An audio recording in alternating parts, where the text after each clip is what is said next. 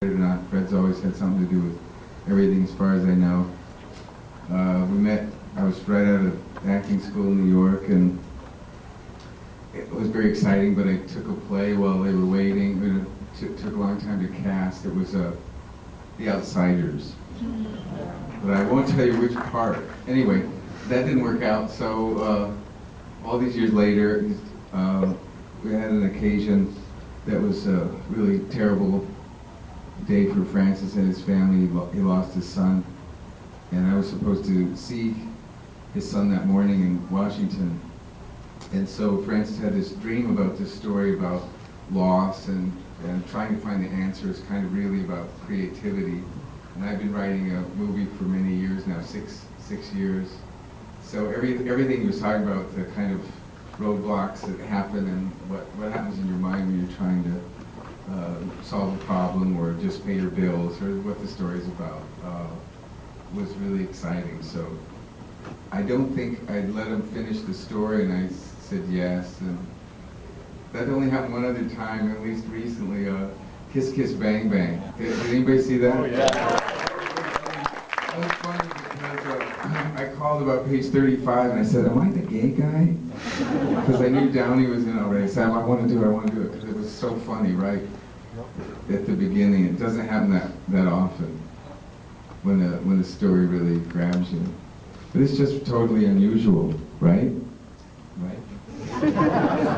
Again, the colorful. Any other questions? Yes, right there. Yes, other than the obvious, why the reason for the use of the color red and amber? Saying about the significance of the color red and amber. Perhaps you both could speak to it.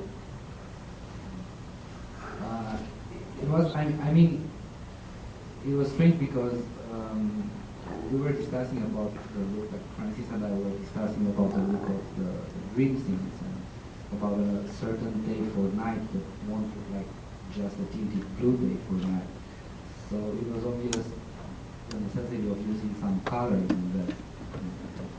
those images for as much as possible. And the idea of red, like, with all significance, like blood or any type of red elements that can help, and then the lantern, and also because there are complementary colors with the tinted blue, so that you can enhancing the contrast of the whole day for night, like the color contrast of the whole day for night look. I have a question. But isn't that yellow with the lemons? It's so weirdly disturbing with the blood. Why does that make you so happy? I like weird things. Next question. Yes, right there. Val Kilmer. How did you feel the first time you saw your face come out in 3D? The question is, how did you feel the first time you saw your face come out in 3D? Well, that was yesterday. I haven't seen this on the film at our opening. I don't know. I was sitting next to him, so his greatness. So I don't know. He makes me happy. So I was kind of happy. I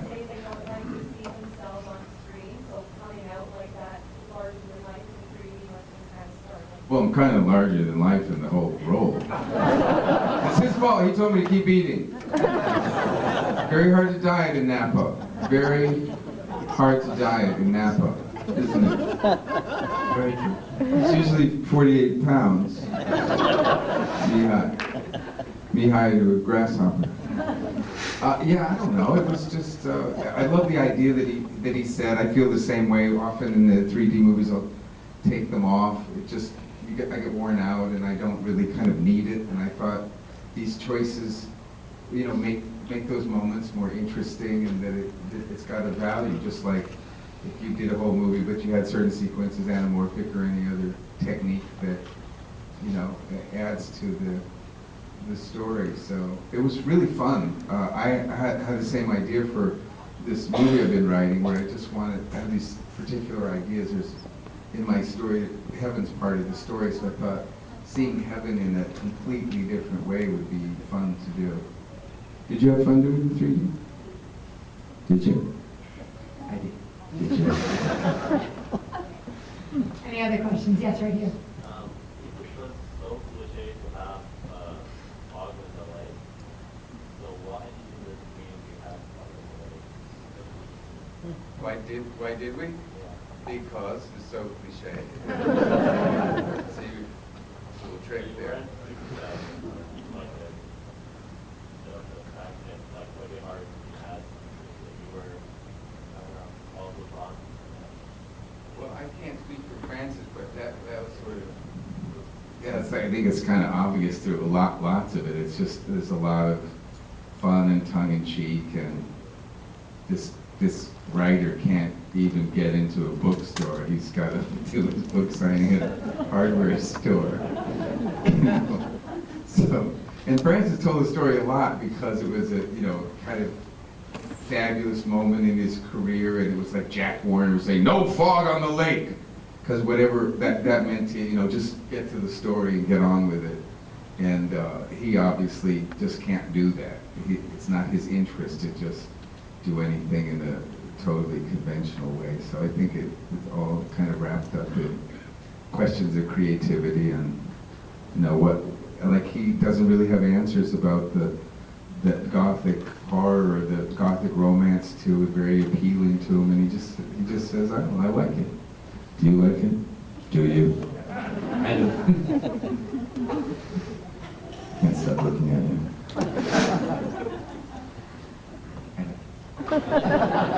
Next question. Yes, right there. Val, you mentioned Kiss Kiss Bang Bang yourself. Really love that movie. In the outtakes, it looked like you drove Shane Black mad at times when you kept going all over the place. So did you go far beyond the gay basketball player in the short shorts here? I guess the question is sort of about how much improv you do. Yeah. In that scene. Well, he just said, "Do whatever you want," and I guess being an actor, or if I was an actor, I would just be thought of as, I don't know, but when I'm writing, sometimes I just start talking to myself, so lately it's been out loud.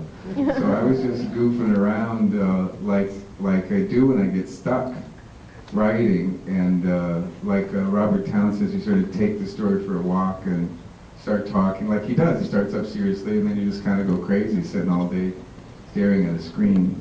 So then he started laughing. He's usually very present on the set, very close to the scene, and this, because of the lighting, I think. Again, I blame you. He was around the corner, so I just kept hearing him laugh like through the door, so I just kept going further with it. But I disagree. I don't think I made Shane Black crazy. Oh, there was a scene in the car where he kept trying to get you to start something, and you kept started joking that. You said, Well, I blew more takes in that movie than anything I've ever done, because Downey just makes me laugh. It was really fun to tell him to shut up all day too. You can't, he's too smart. We go to DVD, and sometimes we actually go straight to the special features just to watch all of those. Me too. I'm going to do that with this. I'm going to go right to my interview and to Mihai. Do you like commentaries? Any other questions? Yes, right in the back. Well, first of all, it's really cool being here with you, Val. Come on, that doesn't happen every day of the week. And to tell you the truth, I was kind of rushed kind of playing films. And I saw your name, and I saw Coppola, and I said, that's good enough for me. I didn't even know what the film was about. I do not see horror films, ever. But man, this was good. It was really cool. It was scary. I closed my eyes every time. And you weren't bad. You were pretty good.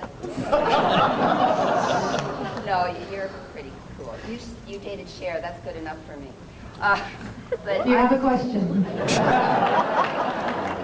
I just want to say it's good being here with you, seeing you again. And I did love the movie. I really did, because it was a spellbinder. You couldn't leave. It's just no way you could get out of here. You had to see what was going to happen. So thanks for that. Thank you for your comment. Is there any other questions? Yes, over here. Francis Ford Coppola ever say that he was very can't see you. Oh, there, hi. How could I miss you? Take care. Did Francis Ford Coppola ever tell where he got the inspiration for the story and to bring in Edgar Allan Poe? Yeah, I think I wish that had been the title, because he had a dream in Istanbul. Isn't that a good title, My Dream in Istanbul? It's literally this movie. He had this dream, and it didn't have an ending, and he was awakened by the prayer bells. He woke up and then tried to go back to sleep, but the prayer bells started, and so he grabbed his phone and dictated this story into it. But Edgar Allan Poe is in it. The girl is sort of three different people, sort of, because she's kind of four in this in a way, and he didn't really realize what he was. Poe doesn't just represent; he sort of defines loss in a way, and set a standard for storytelling. He invented some genres like the detective story in a way, and he has said many times that for him film is like a question that then during the course of the film you get answered, because you put yourself in these circumstances as a filmmaker or storyteller, like we get to do with the product, where we're transported into seeing things in a new way. So his one word for this was loss. And when we started, he said, I'm not going to tell the story all the way. For me, it's about, losing my boy. And then somewhere before, I guess before we started shooting, he started talking about maybe including this actual memory, because he lost his son on the Potomac in the accident that involved two motorboats. So that's what he ended up writing, and then he showed me the scene and wanted to talk about it, and said, I don't think I'll film it, but this is this idea, and then we ended up shooting it. I can't remember your question now. Okay. Any other questions? Yes, right there. What was it like working with Allan? What was it like working with Allan? Yeah, she's like anybody. When you're working with someone good or great, you believe they are who the character is. So my memories are kind of wrapped up in this mysterious girl, but her personality is very dynamic, like really good actors, and it was it's kind of strange because my memory of her is not that she's 12. She doesn't feel like a 12-year-old in the movie, but she's 12.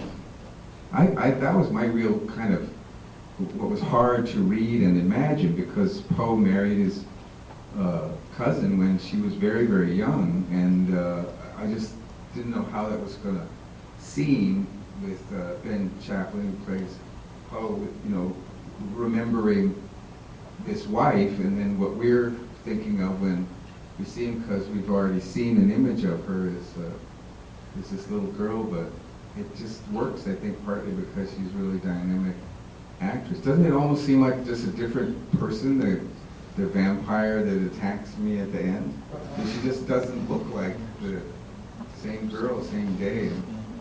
She's great. What do you think? You cynical bastard. How dare you? I can read his mind. Dark, dark